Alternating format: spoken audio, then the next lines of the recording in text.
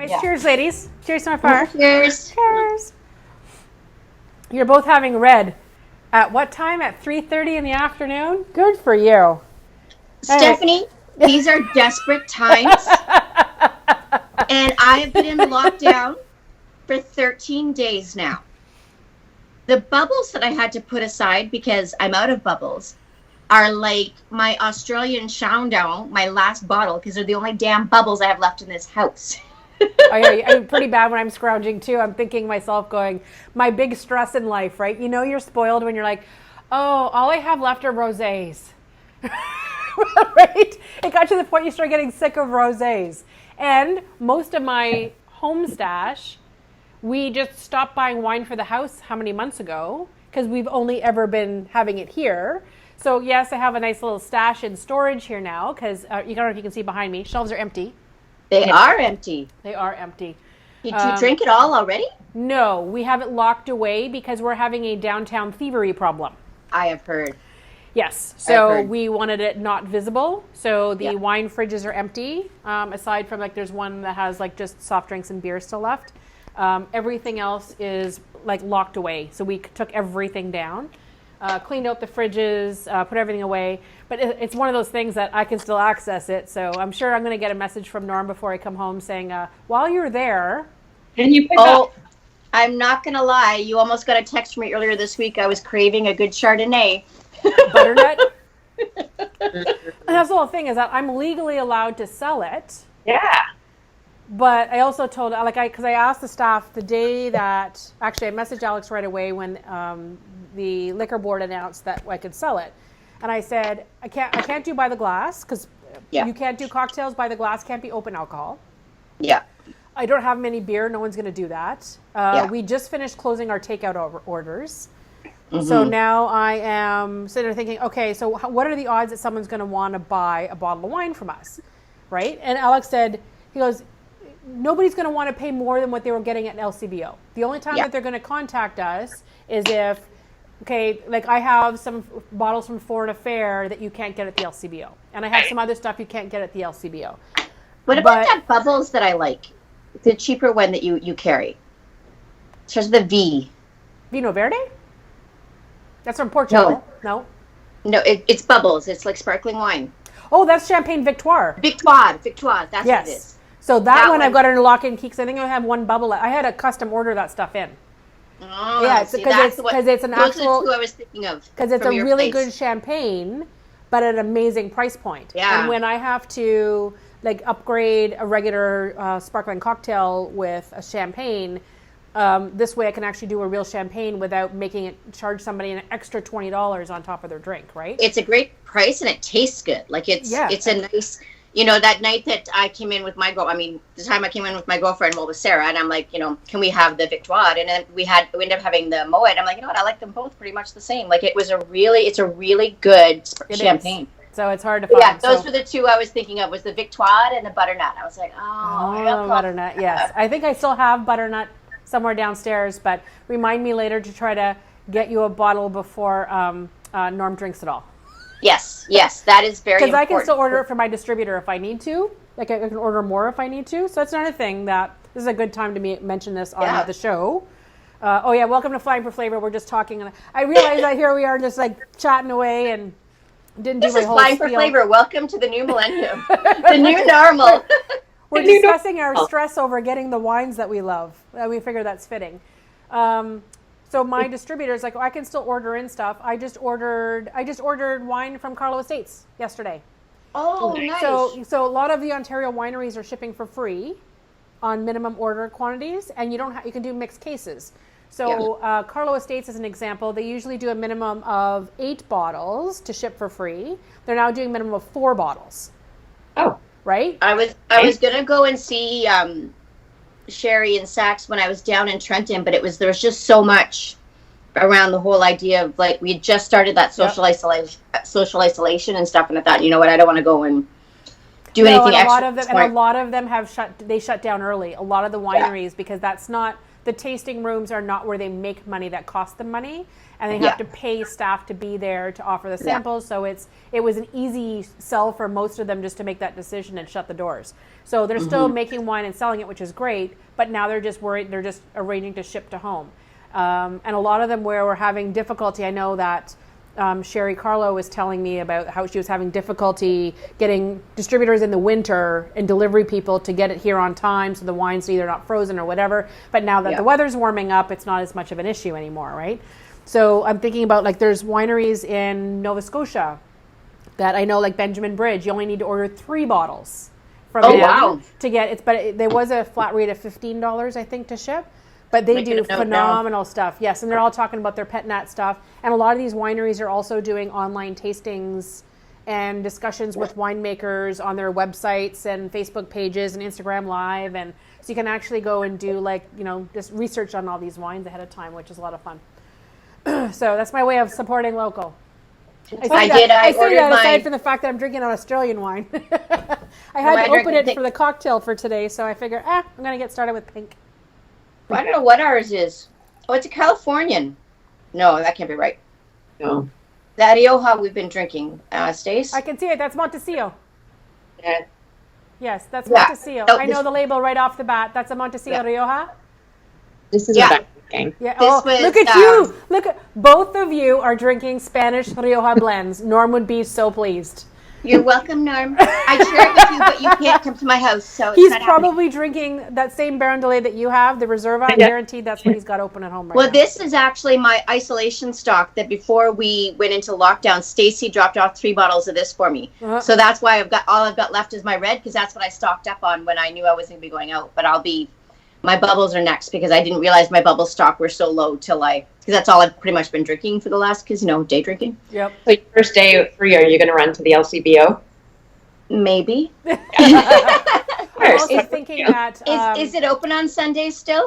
Yeah, as far as I know, it is. I have not been there since I came back from Cuba, believe it or not. I don't need to, really. I have to go and buy wine for the next online class that I'm doing. So I'll have to go in and buy a few bottles for that one. But I actually chose wines for the class that are all in one LCBO location or are readily available at many. So I don't have, like I have to go to this one to get them. I created, the wine list. I only have to go to one location. It's basically going to zip in, zip out. So here's our plan, ladies. We all plan when we're going to the LCBO. We'll each take an aisle and we'll wave at each other. Yeah, at the same time. Do a big group chat online. Hi, guys. Hey.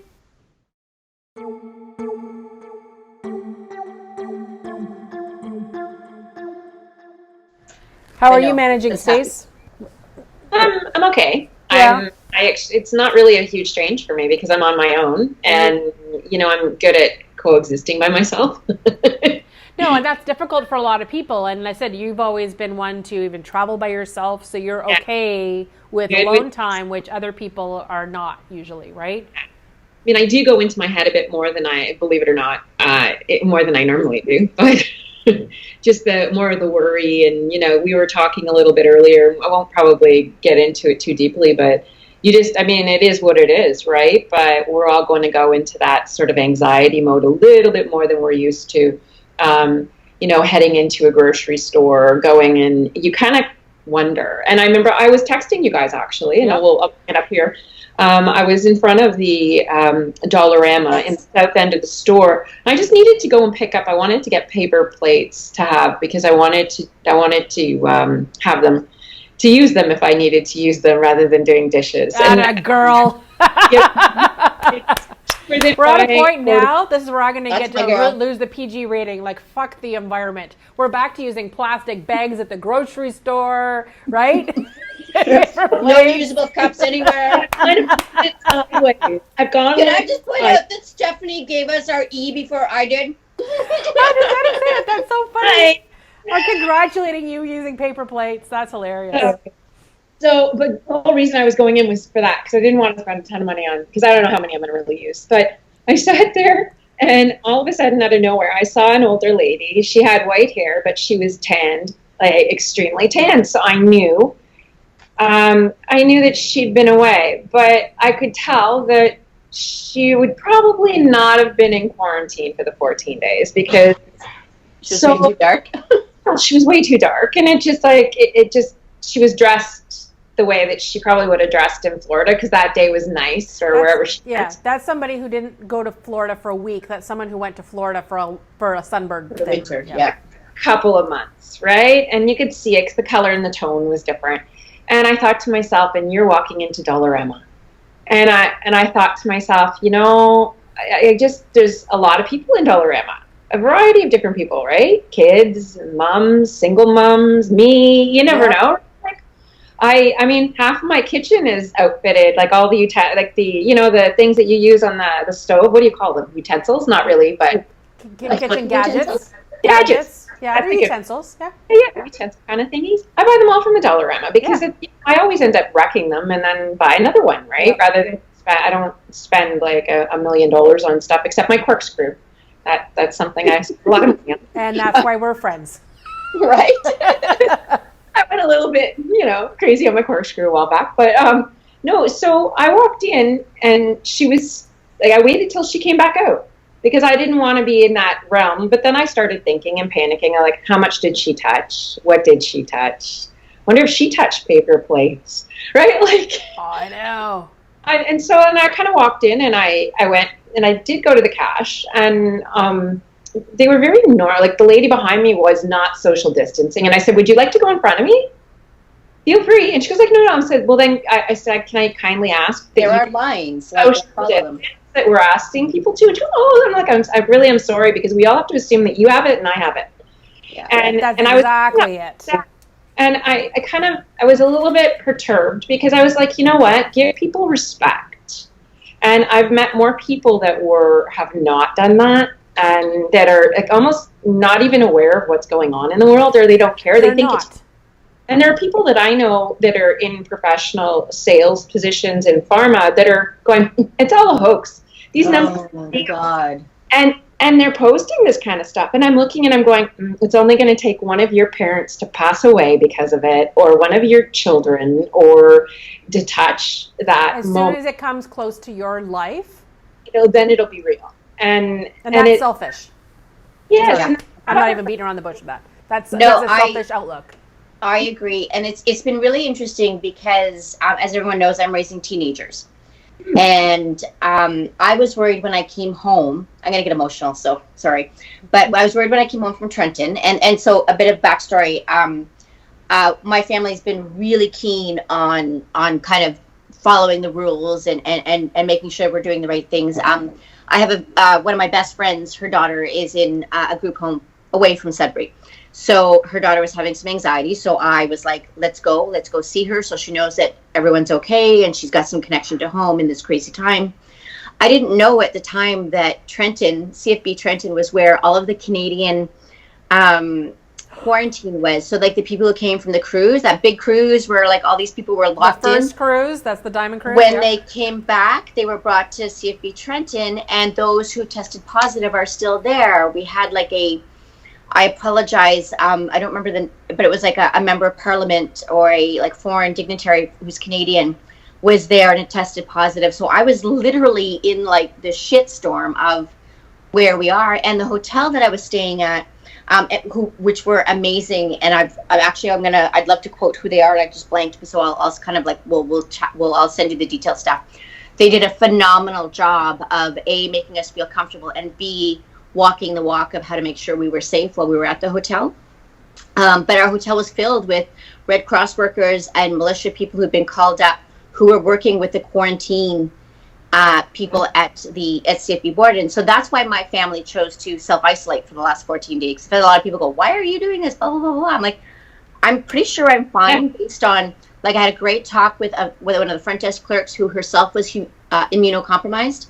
And she was really worried. So when the people from the base came and explained what they were doing and what the process was and how they were making sure their workers were safe, this young woman felt safe enough based on what they had explained to her that she was okay to keep working. And then she was going above and beyond. Like literally every time I touched a luggage rack, I knew just to leave it at the front desk because they were going to go up and down it every time. And like really fantastic. Like I have to hats off to this hotel.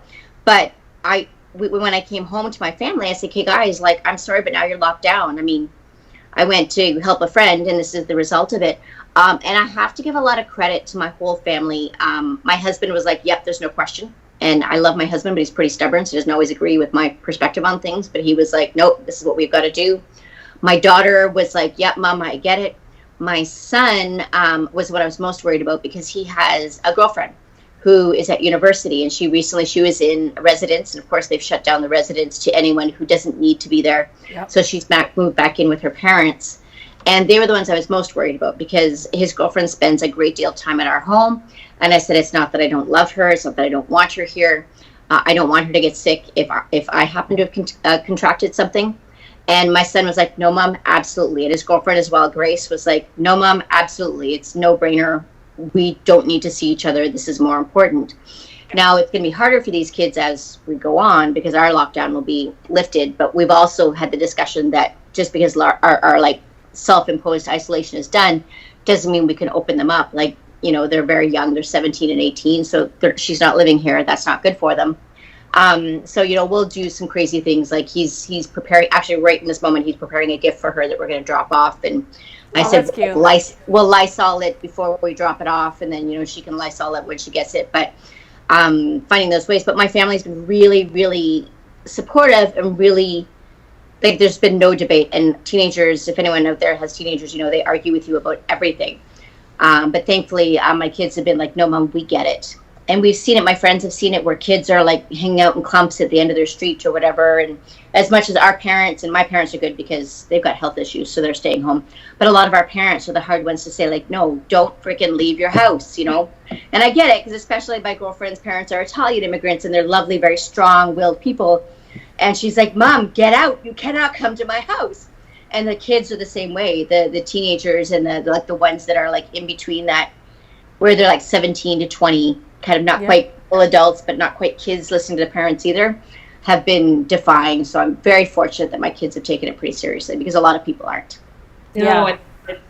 To circle back to the store, I actually told the cashier, I said, "You guys should have a sign on your door asking, like, have you been out of the side of the country? If you have you quarantined?" Because it's important, because you're allowing people in that you can visually see that have left the country and perhaps haven't quarantined.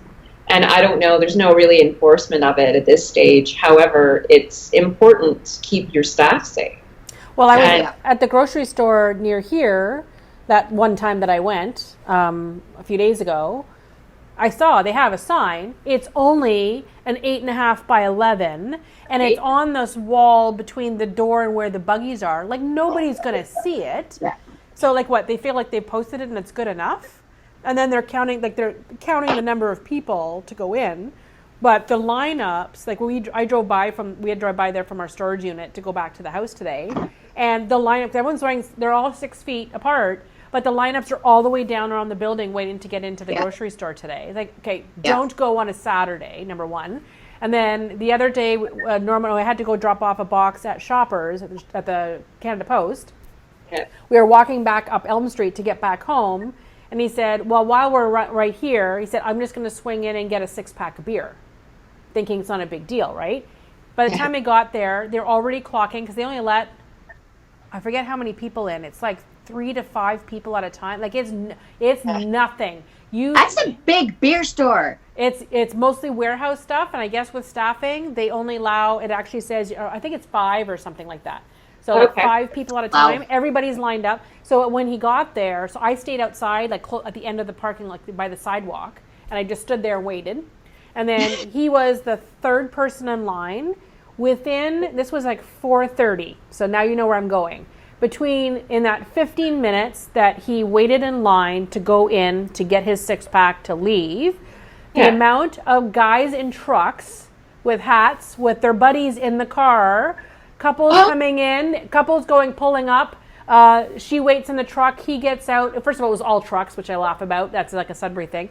But the lineup all of a sudden went around the corner. And this was in 15 minutes. Everybody on the way home from work were all stopping at the beer store. All of them. So is it true, and correct me if I'm wrong, someone told me this yesterday, when did is it a law now that you cannot have anyone in your vehicle unless they are in your own home? What? I haven't No, heard that. I don't think it's hard for them to enforce that for essential workers. So most of the ones I see are either city workers, construction workers, because that Place des Arts is still under construction. There's still guys there. Yes. Okay. Right. So I mean, so the reality is, it is out there. It is something that's real, but to enforce it is something that's not. I don't know. I haven't heard of it. So I don't think there's a law. I think it has to do with you need to be, and it's hard. You can't do that with buses, public transportation, right? No. You can't do that either. So I think it's more of the places that are enforcing, if they have bylaw officers or police out there enforcing social distancing. Like if you are there with 3 people hanging out on a park bench someplace, the bylaw officer has the right to come in and say, okay, the 4 of you are obviously roommates, you're not obviously family, what the hell are you doing together, give you a big speech or whatever. And in some cases a fine is how it's kind of working, I think. Yeah. I was just curious because I heard that and I was like, what? Yeah, it won't work. Anyways, everyone at the beer store weren't complying, so there's that. Oh, they weren't. I'm not a huge beer drinker, right? So I might buy one on occasion or have one once in a blue moon. So the fact to see, like, this was like on a, I don't know, Thursday, right? Just to see so many, like the lineup like that on a Thursday at 4:30, it's like early weekend people. I worry about the closing things on Sunday. I mean, we were all around. I was certainly working in retail at the time when things were still closed on Sunday here in Ontario. And my biggest concern about that is that because there are still so many people who are working, and a lot of stores' hours are shortened and their things aren't as accessible as they used to be, that Saturdays are going to be a nightmare. Yeah, but that's one of the reasons that, I mean, I was telling Stacy beforehand, I'm doing pickup orders. I'm not going, if I don't have to go into a store, I'm not doing it anymore. We ordered a couple of things from Amazon that we needed. I've already done a pickup order once at Walmart. Right, so you just have to pull up out front, and they actually bring you your order. Same thing with the grocery store. When I do a pickup order, I can pull up in your car. I didn't get out of my car. I popped the trunk. They put the bags in the trunk, closed the trunk, and I drove off. Can we talk about that for a second? Yep. So this is my Virgo friend, who's an excellent planner, and I'm going to tease you a little bit, Steph, because you guys are empty nesters, and so I am not a Virgo planner, and I am. It's funny because in my career I'm very organized, and I'm an event planner, and so I'm I can, but at home, forget all that. Fuck that shit. It's just not happening. So it's funny that you say that, because we're booking out about 5 to 7 days ahead at Walmart and Superstore right now for pickup. Yep. And I agree. To me, that's the way to go. I've got friends who are doing it. What I need to do is get smart and find out all my friends who have pickup orders so I can add shit to their lists. You're not mastering the list. I am not. I've never been a good planner when it comes to food. I'm an impulse shopper when it comes to going to the grocery store. I mean, the kids joke when Daddy goes to the grocery store, there's no food in the house, but when Mama goes to the grocery store, they've got all kinds of stuff. But what we've been doing, Amazon, like I ordered ketchup and mustard from Amazon this week. Like I ordered a bunch of like pantry items from Amazon, and that way, I had it within. I'm a Prime member, which I've always been a big advocate for, so I have it within a day or two. But what I've been trying to do, and I'll be honest, our family is not super financially comfortable right now. But wherever I can, I've been supporting local. And I want to share a particular example. I'm eating right now Nickel City cheese here in Sudbury. Is a small business that specializes in making all kinds of cheddar cheese and the Canadian cheese curd, right? So they did this week a one day where you could order a few days ahead, and on Friday they had pickup. Because like these small businesses are, let's face it, they're hurting. I mean, I think about Steph with Wander, and it's like she needs her doors open to pay her bills, right? And so these other stores are the same way. Pinchman's Bakery from the South End. I did a big ass order, and it's so good. But they decided to close their doors. It just takes too many staff for them to put together the amazing things that they do. But anyways, the Nickel City experience, because we're still in isolation, so we haven't left the house. And I thought I really wanted to support some of these initiatives that were happening. So a friend of mine picked up some stuff from Pitchman's. But yesterday, my son and I drove out to Nickel City, and their pickup was beautiful. Like the owner or the lady who was working there that day, we pulled up in our car, to where they had like a folding table. She opened the door. I yelled my name at her from about 10 feet away. She went in, grabbed her bag with her, blue vinyl gloves on, put it on the table. She went in. My son went out, picked up the bag, and brought it back. And my husband was like, why on earth are you going and buying cheese right now? And I said, well, here's the thing. I've got to buy food to keep my teenagers filled because they eat a lot of, my son especially eats a lot of friggin' food. And teenagers aren't the ones to eat the big fancy meals. They just want grab and go Nibbles. Food all the time. So this was a way that I could support a local business who's been doing an amazing job here in Sudbury and has an amazing product. It was not a danger to the people there, even though we were in self-imposed isolation. It was not in danger to my family. I mean, worst case scenario, if I really felt strongly about it, I could have wiped down that paper bag, but I've been reading that paper doesn't absorb it for very long and we're good to go. And to see how some of these small businesses are finding ways to provide us with the things we need, because, while I may not need, Nickel City cheese, curds particular, I mean, we do need some dairy products for my kids, and I actually felt safer. And my son and I talked about it on the way home. I felt safer going to that establishment to pick up what I needed than I would feel going into the Dollarama like Stacy went to, or the, and I'm not dissing any of our grocery stores here for the record, because I think the grocery stores are doing everything they can, but that one thing they can't control is people walking in the doors. Right? Walking in the doors, so, killing time. But anyways, that's a whole that's exactly it, right? So we've been, our family, I guess me, because I spearhead a lot of these things in our family, it's been really important to find ways to support local. There's another group, there's a local beef jerky place. They've just come up recently. It's sold at 46 North Brewery. I'm going to find it and I'll link it to you. Yep. They do amazing beef jerky. They got together with our old friend Deke. Okay. From Zara's Hummus, yep. And the lady from the cheese place, from Nickel City Cheese, and they did like a $40 package, like a snack pack type thing. Yeah, so we did that, and we're not paying a premium for anything. We're paying regular prices, but we're finding these ways to support local and support small businesses, and also get what our family needs to stay healthy and still be eating good, nutritious food in the meantime. So that's one way that our family is trying to do it, to kind of cope with this craziness that we've got around us. And I mean, we're discovering things that we may not have tried before. We've always been fans of Deke's Hummus, so my son ate both of those within like the first day. and I'm eating, one of the bags of cheese curds right now, so it'll go fast. But I think that, getting onto my soapbox for a second, any way you can find to support businesses that are doing these initiatives, it's super valuable. Yeah, no, absolutely. I was talking about people hanging out in stores. This lady that I know was posting on Facebook. She works at Costco. And I was surprised how she just came out and said it. But she said the amount of people, if you think she does not recognize you from coming in the day before, she said the same people are going in every day.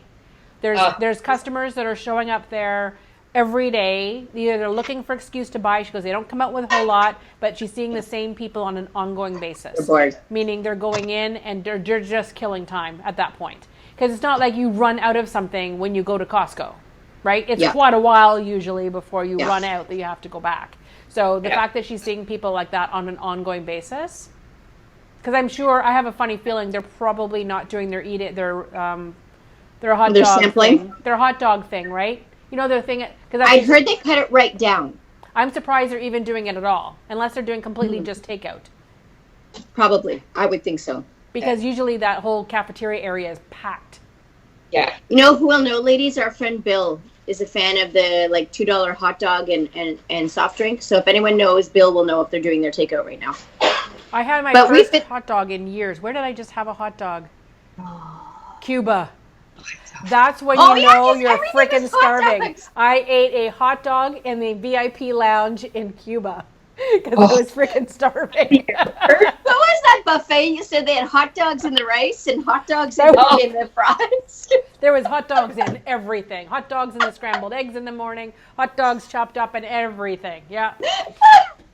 And here I went and I avoided all of that.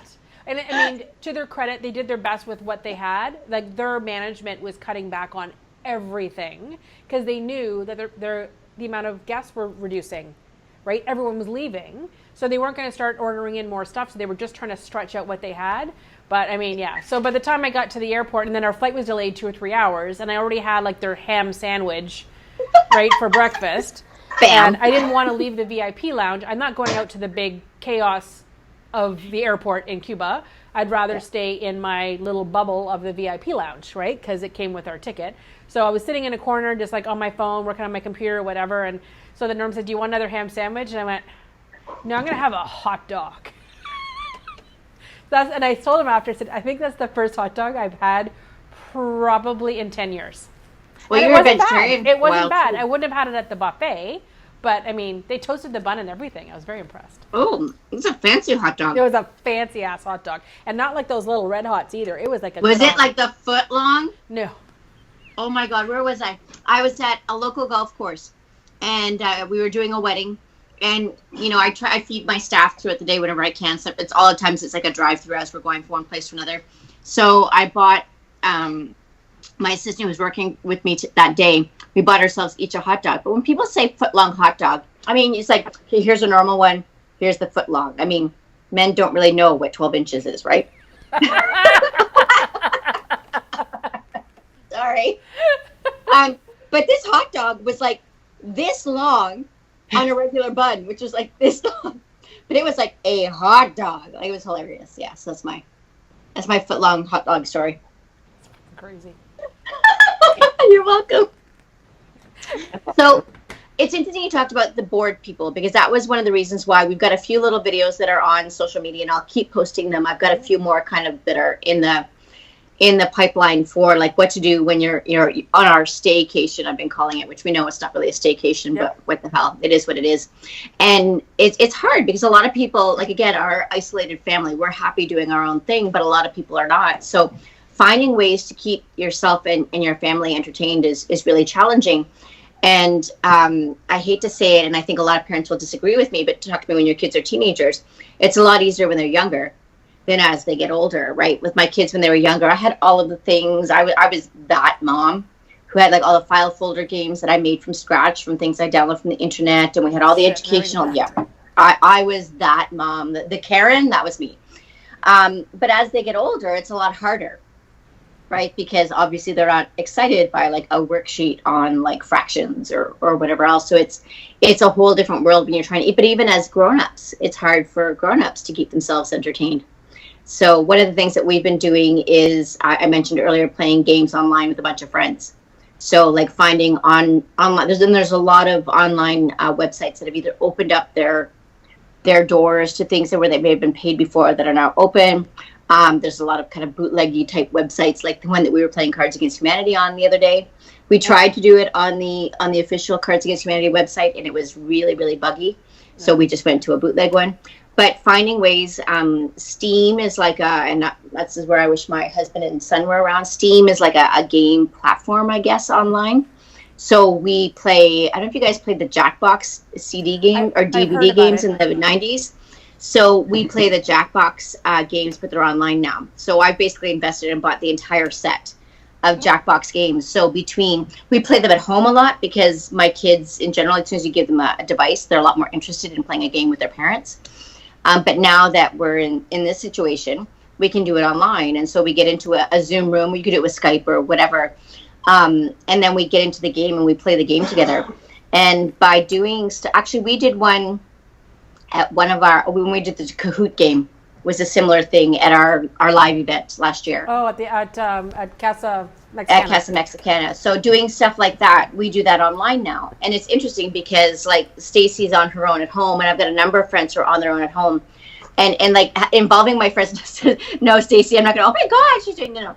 But having my friends who don't have anyone else in the house, it's like, guys, let's get together and play some games because they're on their own all the time. My big joke is that my family, we struggle with finding a way to be a normal, close family. But we're really lucky to have 4 of us in the house. So finding ways to involve all of our friends in that regard and play online. I think we've probably actually talked to each other more since we've been in this social isolation than before. Yeah. And by the way, I have 12 guard dogs, not just me, in my house. You said I'm alone, but I'm not alone. I have 12 guard dogs. Oh, Well, guard of course. dogs. Yeah, I'm not talking about the dogs. I'm talking about the human beings, Stacy. The human beings. There's only so much. I love Rory, but I talk to her. She doesn't talk back. You're not getting it. It's okay. It's okay, guys.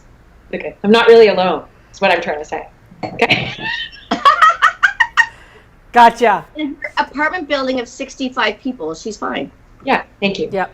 With an amazing security system. Security system. My 12 guard dogs. You should see Igor at the front.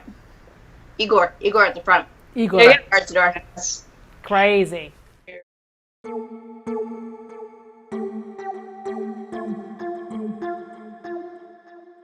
Okay, so I wanted to, we were doing the show on wine-based cocktails, partly because we were at the bar, and we only do wine-based cocktails here, and partly because I wanted to, you can't see me in the video, but I'm still here. Oh, see? I'm here. All right, we saw your boobies. We're good. Yeah, okay. Well, that wasn't the whole idea.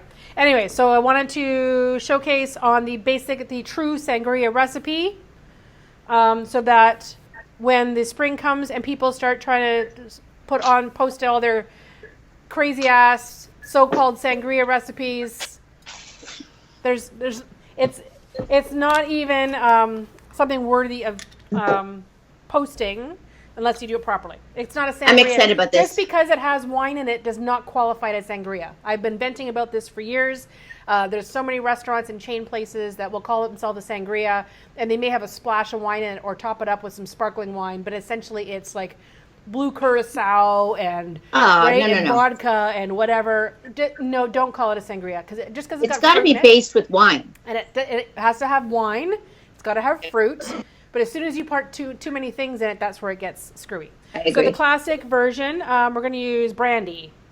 So of course, I buy my brandy in big jugs because I cook with it, so I use a lot of it. So you're going to do 2 ounces. I'm doing a half recipe, by the way, because I don't know what I'm going to do with all this sangria after, or it's going to be a fun night. Okay. So just brandy. Stacy and I will be happy to come in non-contact, pick it up off your deck. Just do pick up for just the jug. And then I had some strawberries. They're starting to get a little bit soft in the fridge, so I'm going to throw some of those in there. And then I have a piece of lemons, and I like a little bit of orange. You can do different kinds of citrus. I'm not a fan of lime in this when it's red wine. Like lime and red wine doesn't really go for me. Save the limes for maybe if you want to do just citrus and stuff for a white wine sangria. And then I had this frozen mixed berry mix that was in the freezer. So I defrosted some of that. It's like blueberries, blackberries, and raspberries. So I try to do it without all the juice because you just want the fruit. So in the summer, my family's known for taking one of those, those big bubbas with the dispensers? Yeah. On the bottom. So we used to put that at the end of the picnic table on the seat. And we would just take a bag of frozen mixed fruit.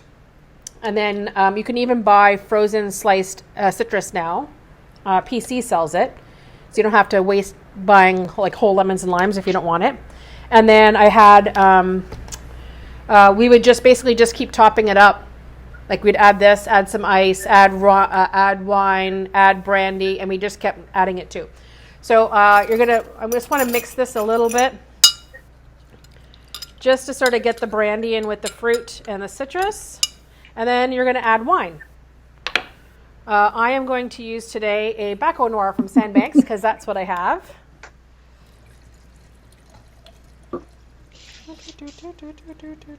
Now, if you're going to drink this right away, you could go ahead and add some ice in it. The recipe that I was always given originally talked about adding simple syrup to this. I am not a fan of adding that extra sweet stuff, but if it's very dry and you're using dry or bitter fruit, add the simple syrup to taste. Now, you need to let this sit. As much as you might be tempted to start consuming it, I always say plan for your sangria in advance. You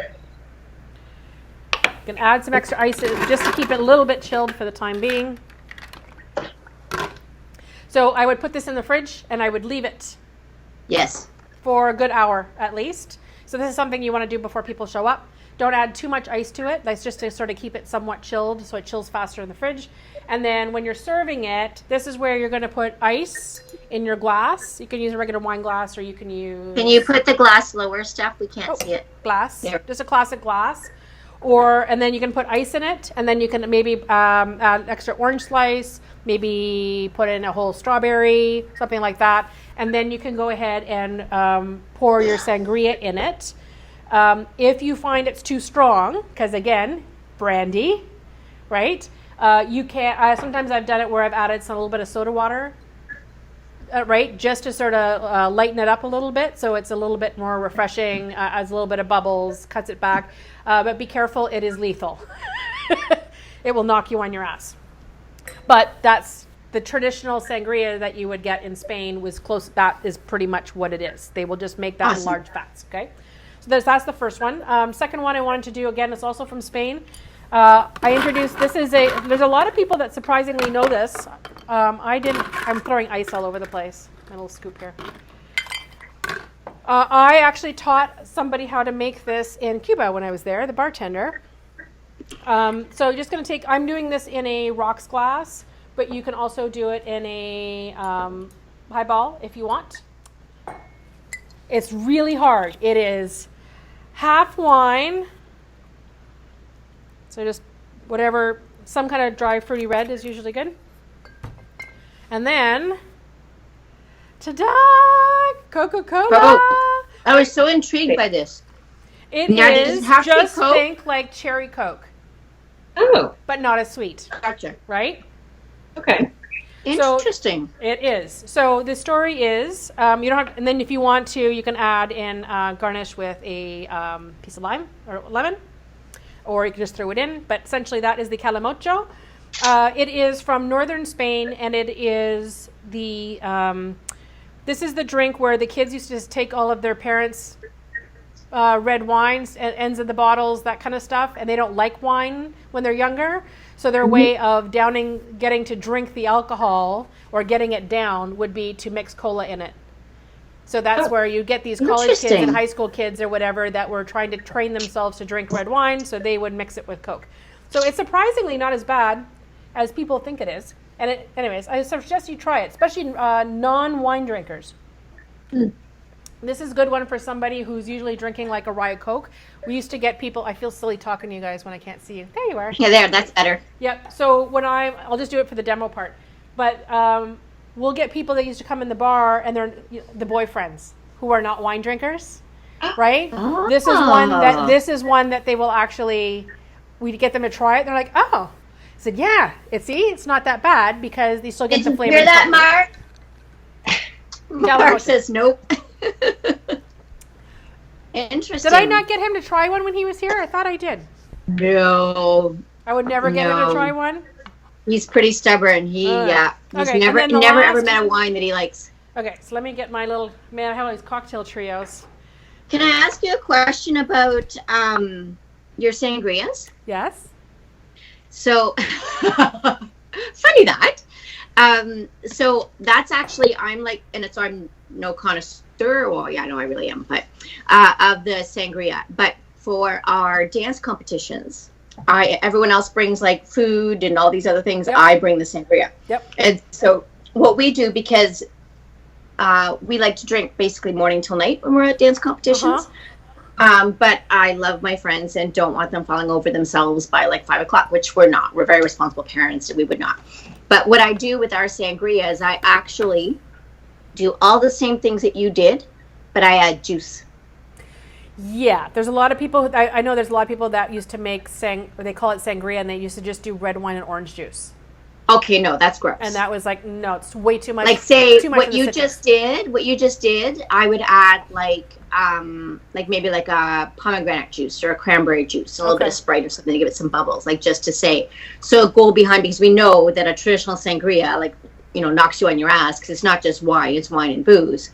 So I find a complimentary juice to kind of add to it to help them extend it. So when it's a warm, hot summer day and you don't want to be hammered by 2 o'clock in the afternoon, we add like a juice to help. Just add more ice to your glass. Yeah, there's that too. I know. I'm a bad influence. Oh, not at all, my friend. This last one is using Moscato. It's getting close to that kind of season where people are drinking lighter wines, sparkling wines, a little bit sweeter, sometimes bubbles. And Moscato is the grape. Sometimes it's an Italian grape that's usually made where it is a little bit spritzy. So when you get just a classic bottle of Moscato, it'll have like a tiny bit of a spritz to it. But this one by Jacob's Creek, just because I happen to have it here, it's a Moscato Rosé. It's a sparkling version of it. So it's even more carbonated than usual, right? So we had this cocktail in here because we needed to have something that was a little bit sweeter and pretty for the girls who come in who are not still new to drinking wine, and they don't necessarily, and they're still switching from that cocktail to wine thing, and they like things sweet, right? So it's actually kind of pretty. So the bee's knees is traditionally done with gin. So it's usually gin, lemon, and honey. This is going to be the lemon and honey, but with the Moscato. Oh, right. Interesting. Yeah. So we have this. Oh, hang on. Here again, back to my bar. Okay. So this one you're going to start off with honey. Oops, I have a little bar spoon here. So I didn't bring my squeezable Billy Bee honeys. So I'm doing an Atoll Boy. Oops. Now pardon the noise, I'm going to run my hot water. I wouldn't do boiling water for this, but you just want to liquefy this to make it thin it out. So you don't want a big glob of honey at the bottom. It's almost like if you did a full recipe, it's like a tablespoon and a half. I find that's way too much honey for me, but there's some girls that have been in here that looked at really sweet. But the hot water, you put half, whatever honey you put in, you put half water in. I'm going to make sure it's hot. This bar has been closed for a few weeks, so the hot water hasn't been running in forever. Okay, so let's pretend it's hot water. Whoops. Just started getting warm. My bar spoon. I love my bar spoons. The hot water is just to soften up that ice or that honey so it has a chance to get in the drink faster. So then you're going to add fresh lemon juice, and if you don't have a fresh lemon, I've been trying to convince people if you use a lot of lemon juice to get this bottled fresh lemon juice, not from concentrate. You can get it in the organic section. So we use it here at the bar when I want fresh lemon juice without having to worry about squeezing lemons all day. So you're going to add a little bit of that.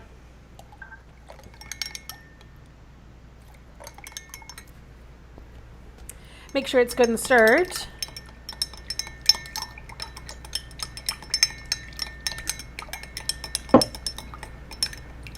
There.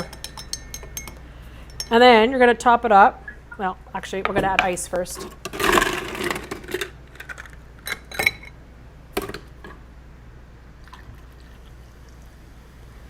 Now, of course, this won't bubble up the same if you're using a classic Rosado.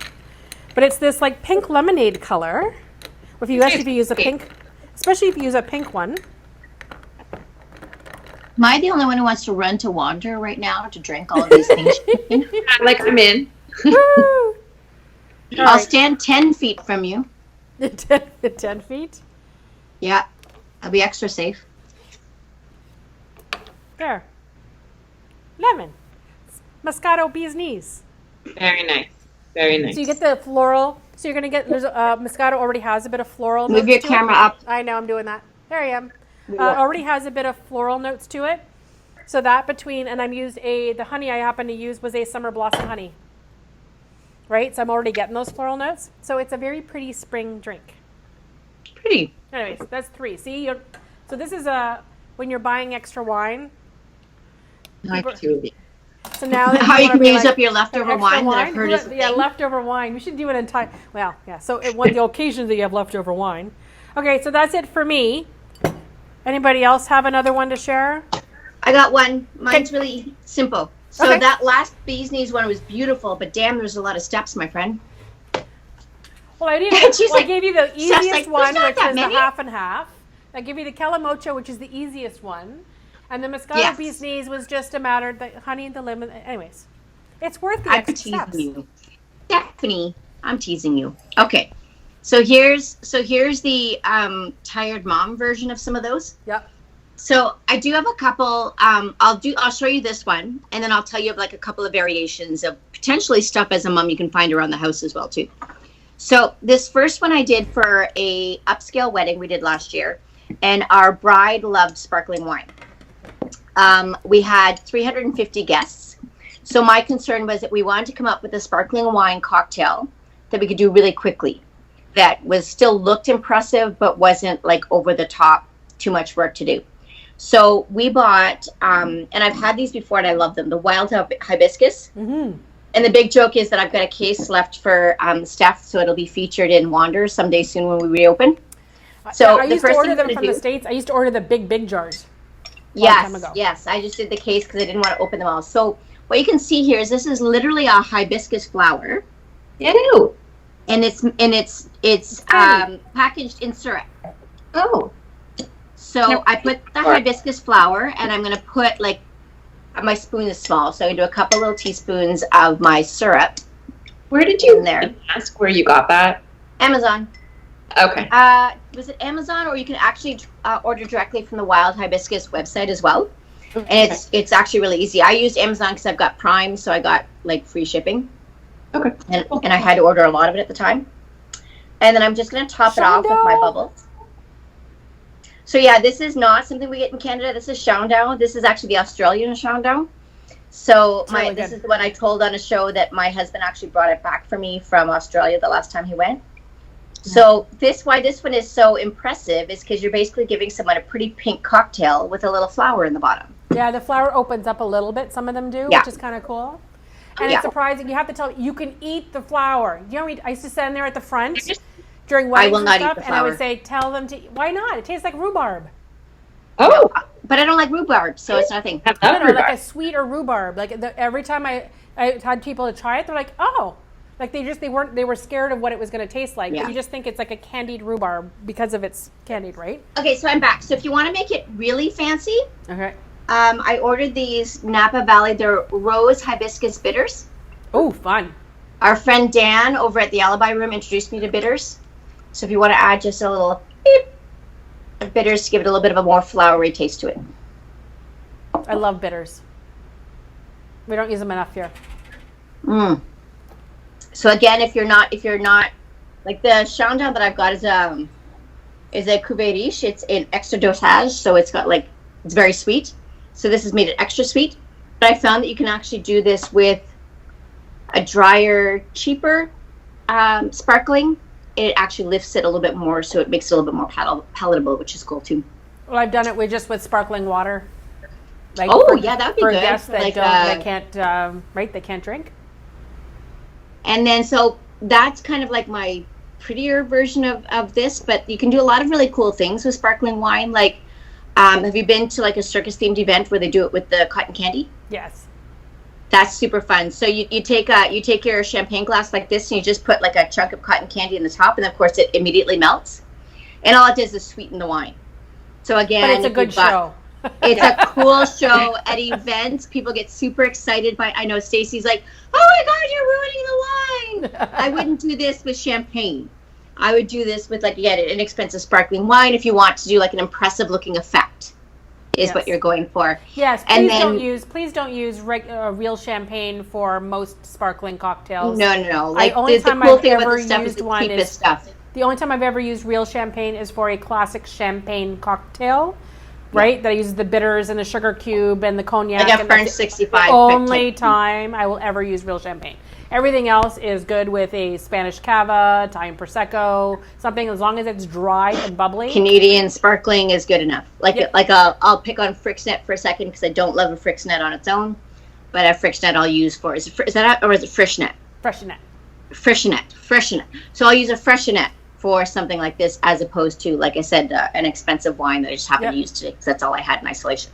Yeah. And another one we had for my 40th birthday, friends planned a Tiffany-themed birthday party. Mm-hmm. Believe it or not, they did a shot of blue curacao in my champagne, or in this case, it was cheap sparkling wine, and which I would have never, ever, ever dreamed of. But it got the color that they wanted, and again, it just made it sweeter. It was like adding sweetness to something, basically. So don't be afraid to throw one thing in, and if it didn't work, then for next time, try something different. You know what I was thinking while you were saying that? That's why I started laughing.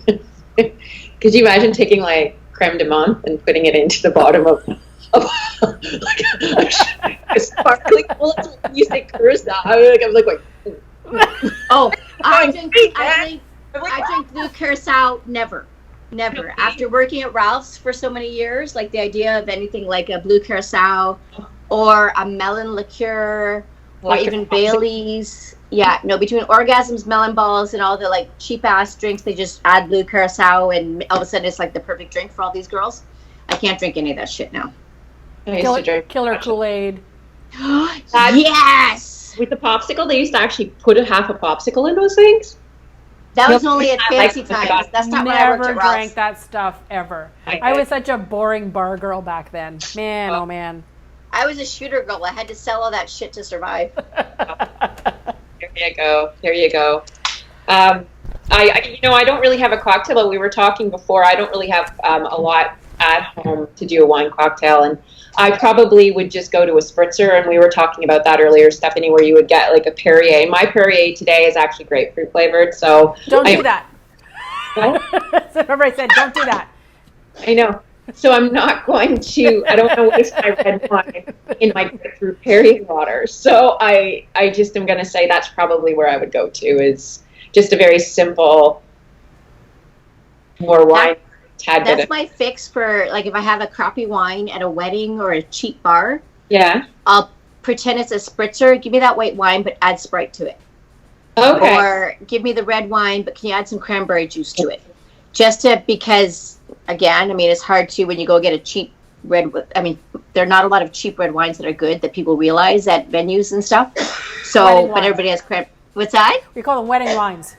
Wedding wines, exactly. Yep. So, if you add Sprite to a white or you add cranberry to a red, it usually makes it palatable. So that's my like quick down and dirty wine cocktail if you need to survive and you need to drink.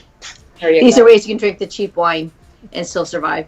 There you go. Or just drink enough of it so that you just mask everything and it all tastes like shit. Well, yes. After the first couple, you don't need the juice or Sprite anymore. No. Well, I'm going to have to clean up here and drink these drinks. I'm only like a little bit. I can come to the door and you could just hand it to me. It's a good thing you're walking You could home. pick up this thing of Sangria. Seriously? Would you come get it? Yeah, I would. Okay. No, seriously, I'm on my way. Okay. Yeah. All right. Thanks, ladies. That was fun. I think I'm going to edit this for anyone watching at home. We're going to do I'm going to edit out the portions talking about food and drink to make the actual standard episode, and then the full version where we're talking about quarantining and isolating and all the other stuff. That one I'll keep as a bonus video that they can get through the show notes. Good idea. And don't forget, guys, like, share, and subscribe to all of our channels. Cheers. Yes! I know she's been like one take. It's like a miracle. The second time she's done that. That's awesome. Cheers, my guys. friend. Cheers. Thanks so much for watching this video. We love putting it together. It's so much fun. All of our favorite things, good food, good drinks, a lot of travel talk, and we put it all together in one fun show. So make sure you follow us here, click on the videos below, follow, subscribe, and find us on your favorite podcast player. We'll see you at our next trip.